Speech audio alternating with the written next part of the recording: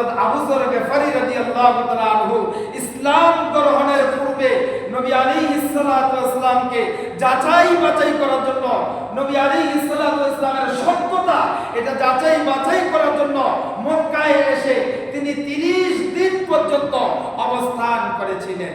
এই পুরোটা সময় তিনি শুধুমাত্র জমজমের পানি পান করেছেন, আর কোনো কিছুই পান করেন না। 30 দিন পরে যখন আল্লাহর নবীর কাছে হযরত আবু যর গফারি রাদিয়াল্লাহু তাআলা আনহু চলে আসলেন, আসার পর আবু যর গফারিকে আল্লাহর নবী জিজ্ঞাসা করলেন, ও আবু যর, তুমি যে এতদিন মক্কায় তুমি থাকলা, বাইতুল্লাহ তুমি এতদিন থাকলা, বাইতুল্লাহ তাওয়াফ করেছো, কি তুমি পান করেছো? কে তোমাকে মেহমানদারি করিয়েছে? হযরত আবু যর গফারি রাদিয়াল্লাহু তাআলা আনহু বলেন, ও আল্লাহর নবী, আমি কারো মেহমানদারি গ্রহণ করি নাই, কেউ আমাকে মেহমানদারি করে নাই।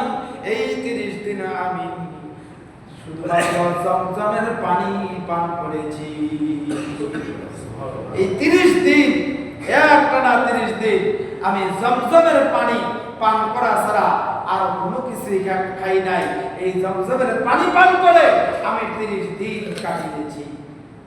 এমনকি এই পানি পান করার কারণে আগে যেরকম আমার স্বাস্থ্য ছিল, এখন স্বাস্থ্যটা আমার বেড়ে গেছে।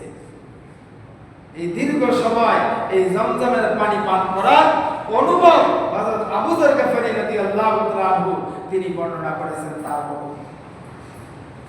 এই জন্য বলেছেন আল্লাহ রাসূল সাল্লাল্লাহু আলাইহি ওয়াসাল্লাম, ইন্নাহা মুবারাকা ইন্নাহা তুআমুন তুমিন, যে এটা বরকতময় একটা পানি, এতে রয়েছে খাদ্যের বৈশিষ্ট্য।